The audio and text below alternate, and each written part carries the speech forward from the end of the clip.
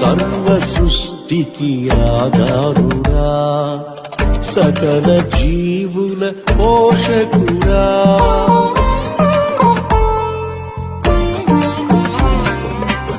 సర్వ సృష్టికి ఆధారుడా, సకల జీవుల పోషకుడా, సీయోనులో నుండి దీవించువాడవు, సదాకాలము జీవించువాడవు, సాగిలపడినే నమస్కరించి సర్వదా నిన్ను కొనియాడేదా, నిన్నే కీర్తించేదా.